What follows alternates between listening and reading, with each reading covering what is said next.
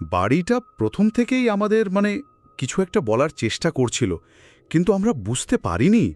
বুঝলে হয়তো সুমিত আজ বেঁচে থাকত। কি হয়েছিল সুমিতের সাথে? বেরিলির এক পুরনো আর্মি কোয়ার্টারের কথা, অনেক বছর আগের ঘটনা।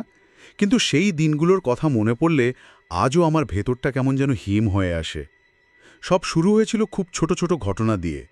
যেমন ধরো, বাথরুমে জলের বালতি ধরলেই হঠাৎ মারাত্মক ইলেকট্রিক শক লাগত। আচ্ছা। হ্যাঁ, একদিন তো রান্নাঘরের হিটারটা কোনো কারণ ছাড়াই নিজে থেকে দাউ দাউ করে জ্বলে উঠল। পুরনো বাড়ি, তাই তোমরা হয়তো ভেবেছিলে কোনো শর্ট সার্কিট হচ্ছে। হ্যাঁ, ঠিক তাই।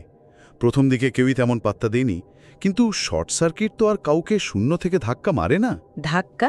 কাকে ধাক্কা মেরেছিল? একটা গ্রীষ্মের সন্ধ্যার কথা আমার স্পষ্ট মনে আছে। আমরা সবাই ছাদে বসেছিলাম, সুধাংশুর কোলে আমার ছোট বোন।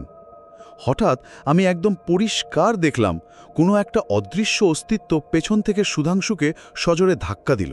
বলো কি? অনন্ত ওকে আটকাতে হাত বাড়িয়েছিল, আর ঠিক তখনই ওর হাতের তালুটা ফালা ফালা করে কেটে গলগল করে রক্ত বেরোতে শুরু করল, কোনো ধারালো অস্ত্র ছাড়াই। তার মানে বিষয়টা শুধু ইলেকট্রিক শকের মধ্যে সীমাবদ্ধ ছিল না? একদমই না। রাতের বেলা ওই বাড়ির পরিবেশটা যেন পুরোপুরি বদলে যেত। দমবন্ধ করা একটা ভারী বাতাস। এক রাতে বিশাখা হঠাৎ বিকট চিৎকার করে ওঠে। কেন? কি দেখেছিল? ও স্পষ্ট দেখেছিল ঘরের ভেতর একটা মেয়ে গলায় দড়ি দিয়ে ঝুলছে, আর ঠিক সেই মুহূর্তেই মাথার উপর চলা ফ্যানটা নিজে থেকে থেমে গেল। একটা ঘড়ঘড় আওয়াজ হতে লাগলো, ঠিক যেন কেউ নিজের হাতে ব্লেডগুলো ধরে জোর করে ঘোরাচ্ছে। শুনেই তো গায়ে কাটা দিচ্ছে। এরপরও কি তোমরা ওই বাড়িতে ছিলে?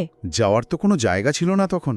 ওই রাতেই মা যখন বাথরুমে যায়, একটা বিশাল কালো ছায়া মাকে সজোরে ধাক্কা দিয়ে ছিটকে ফেলে দেয়। কিন্তু বাড়ির বড়রা কিছু বুঝতে পারছিলেন না এসব দেখার পরও? মামা তো এসব একদমই মানতে চাইতেন না, বলতেন সব আমাদের মনের ভুল। কিন্তু তারপর একদিন রাতে লোডশেডিং হলো। মামা রান্নাঘরে জল আনতে গেলেন। অন্ধকার ছিল নিশ্চয়? ঘুটঘুটে অন্ধকার। মামা দেশলাই খুঁজছেন, এমন সময় পেছনে কারো পায়ের আওয়াজ পেলেন, সাথে স্পষ্ট নূপুরের শব্দ। মামা ভেবেছিলেন মামি হয়তো নিচে এসেছে। তারপর কি হলো? দেশলাইটা জ্বালিয়ে মামা যখন ঘুরে দাঁড়ালেন, দেখলেন সামনে মামি নেই, দাঁড়িয়ে আছে বিভৎস মুখমণ্ডলের এক নারী। তার পুরো মুখটা কেউ যেন ধারালো নখ দিয়ে আছড়ে খুবলে নিয়েছে। ঈশ্বর! এরপর এলো সেই মর্মান্তিক সকাল। হিটারের ওপর ফুটন্ত চায়ের পাত্র বসানো ছিল। হঠাৎ সেটা নিজে থেকে শূন্যে ভেসে উঠল। কেউ ধরেনি ওটা। নিজে থেকেই? হ্যাঁ, আর সোজা গিয়ে পড়ল ঘুমন্ত ছোট্ট ভাই সুমিতের গায়ের উপর। ওকে সাথে সাথে হাসপাতালে নিয়ে যাওয়া হলো। সুমিতের তখন কি অবস্থা? অবস্থা খুবই খারাপ। কিন্তু হাসপাতালে একটা অদ্ভুত ঘটনা ঘটল। একজন সম্পূর্ণ অচেনা সাধু সেখানে এসে মামিকে বললেন, তোমার ছেলে মাত্র 3 দিনের অতিথি, তাড়াতাড়ি ওই ঘর ছাড়ো, না হলে আরও মৃত্যু হবে।